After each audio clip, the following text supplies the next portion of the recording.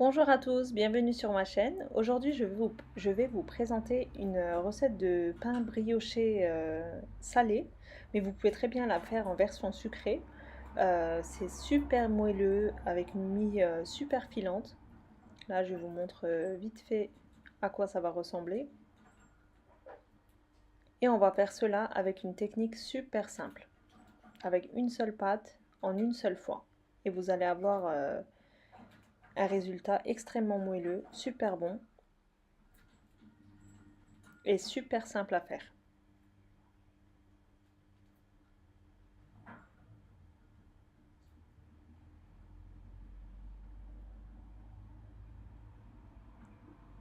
Là, je vais vous montrer l'intérieur aussi pour que vous puissiez voir à quoi ça va ressembler.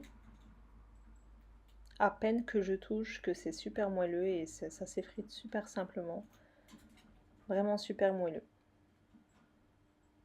Vous pouvez très bien les faire en plusieurs quantités et les congeler. Une fois sortis du congèle, ils sont super moelleux comme si vous venez de les faire.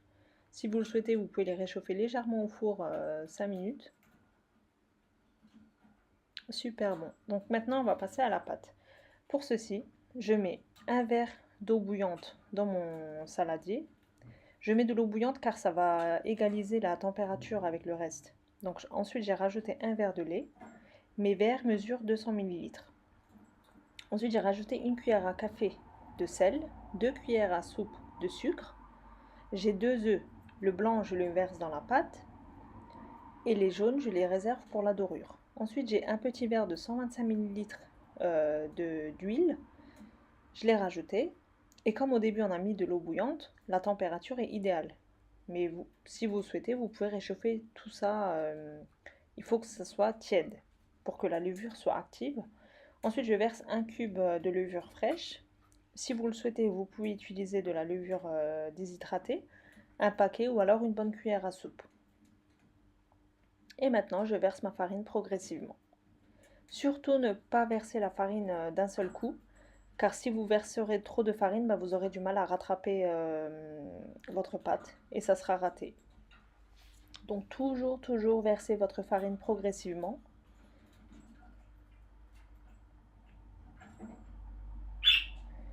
Surtout vers la fin, quand vous voyez que la pâte commence à se ramasser, rajoutez 1 à 2 cuillères à chaque fois de farine. Surtout pas beaucoup. Et vous pétrissez bien. Là, moi, je l'ai fait à la main, mais vous pouvez très bien faire avec un robot. Ça sera même plus simple. Là, je l'ai bien pétri au moins 5 minutes. C'est une pâte assez molle, souple, élastique, qui colle légèrement au doigt. C'est ce qu'il faut.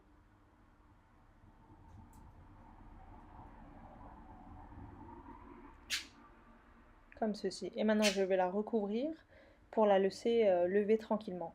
Donc, comme je l'avais déjà répété, si vous êtes pressé, vous pouvez très bien mettre votre bol couvert dans un four préchauffé à 40 degrés, mais éteint.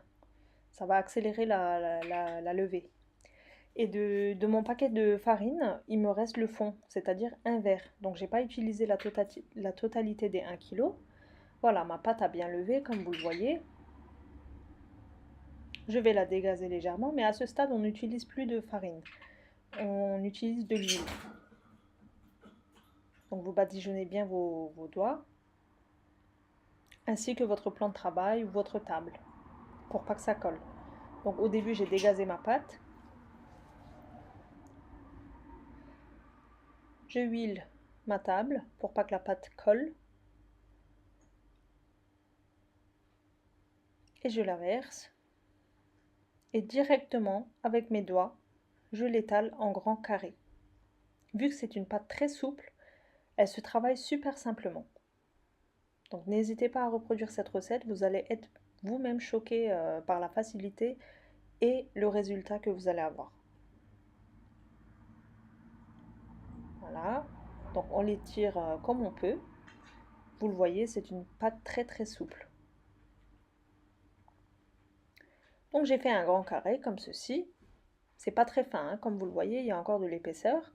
Là, à ce stade, j'utilise la moitié du paquet de beurre, c'est-à-dire 125 grammes, mais il faut qu'il soit mou. À température ambiante, il faut que vous puissiez l'étaler au doigt. Surtout pas du beurre fondu car vous n'aurez pas le même résultat.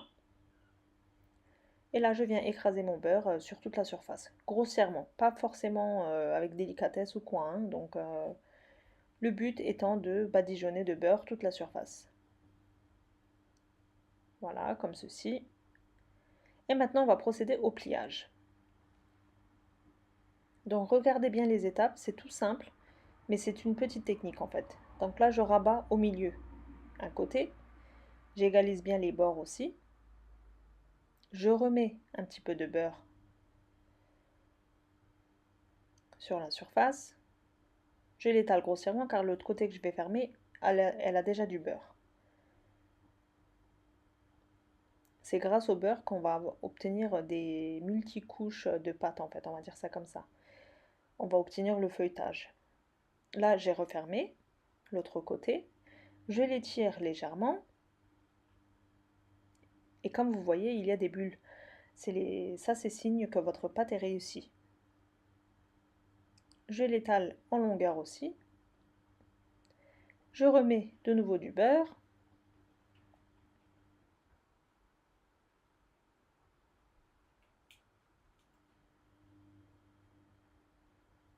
Mais cette fois-ci que jusqu'à la moitié, car je vais refermer l'autre moitié.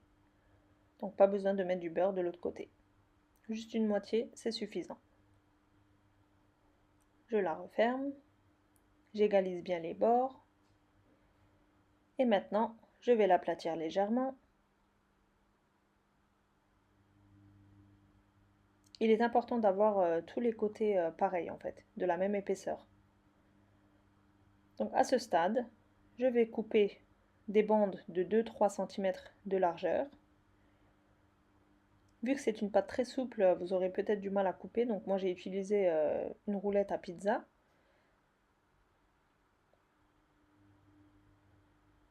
Ne les coupez pas trop fin ni trop épais, donc comme je disais, comme sur la vidéo, 2-3 cm c'est suffisant. Et là, on va procéder au pliage. On les plie en deux et on va les rouler sur elles-mêmes, comme ceci. Comme ceci. Et on va rejoindre les deux bouts. On va faire un petit nœud pour les coller ensemble. Et voilà, notre petite brioche est prête. Je la mets sur ma plaque de cuisson recouverte d'un papier sulfurisé. Donc s'il y a des épaisseurs, vous l'aplatissez légèrement au doigt. On la plie en deux. Ne l'étirez pas beaucoup car comme je disais, c'est une pâte très élastique. Comme ceci, on rejoint les deux bouts. Et voilà, c'est prêt. Comme vous avez vu, c'est super simple à réaliser. Mais le résultat est vraiment bluffant, vous allez adorer. Et comme je disais, vous pouvez faire cette version sucrée en rajoutant plus de sucre, mais mettez quand même une petite quantité de sel, car une pâte sans sel, ça serait quand même fade, même si c'est une pâte sucrée. Donc n'oubliez pas ce détail non plus. Si vous voulez faire en version sucrée, rajoutez, je dirais, la moitié d'un verre de sucre, un minimum. Après, tout dépend de comment vous aimez la version sucrée, quoi. Plus ou moins, c'est à vous de doser le sucre.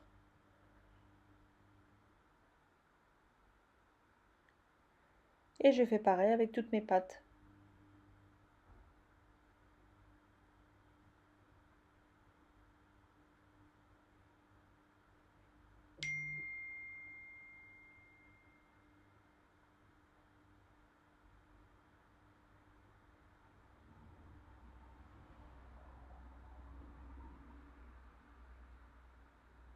Comme vous le voyez, on voit déjà le feuilletage qu'il y a entre les couches.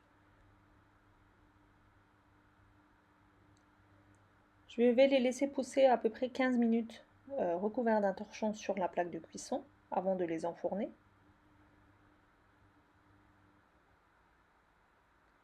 Après avoir reposé 15 minutes, on va les badigeonner de jaune d'œuf.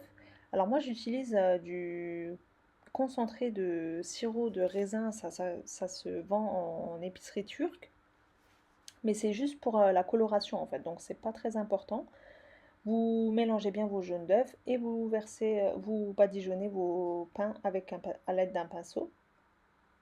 Comme je disais, le sirop, si vous ne le trouvez pas, c'est vraiment facultatif, c'est vraiment pas obligé. Même avec le jaune d'œuf, vous aurez un résultat excellent. Et sur une petite partie, je verse des graines de pavot. Mais c'est facultatif. Vous pouvez verser du sésame, des graines, ce que vous voulez. Ensuite, j'ai préchauffé mon four à 200 degrés. Je les enfourne jusqu'à qu'ils soient bien dorés, mais pas trop non plus. Car si vous les faites beaucoup trop dorés, ils risquent de devenir durs. Donc, veillez à surveiller. Dès que vous voyez qu'il y a une belle couleur, vous les sortez du four. Comme vous voyez, elles ont bien gonflé, on voit bien le feuilletage. Et j'enfourne ma deuxième plaque. Voilà, c'est prêt. Et là, à la sortie du four, encore une petite astuce, on va les badigeonner avec du beurre.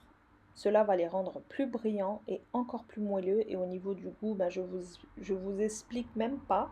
Je pense que vous pouvez imaginer le goût que ça peut donner. Donc comme je le disais, n'hésitez pas à reproduire cette recette chez vous aussi. Je suis sûre que vous allez l'adorer. J'espère que cette vidéo vous aura plu. Je vous laisse avec la suite de la vidéo pour vous montrer le résultat final. Comme je le disais, vous pouvez très bien les congeler une fois refroidis. Vous les mettez dans un sachet de congélation et quand vous les sortez, vous les passez 5 minutes au four et ils seront excellents. Donc n'hésitez pas à reproduire cette recette chez vous aussi. Laissez-moi un petit commentaire, un petit j'aime et si vous n'êtes toujours pas abonné à ma chaîne, n'hésitez pas à vous abonner. Et n'oubliez pas d'activer la petite cloche, comme ça vous aurez une notification dès que je publie des vidéos. Donc c'est bon pour moi pour aujourd'hui, je vous dis à bientôt pour une prochaine recette.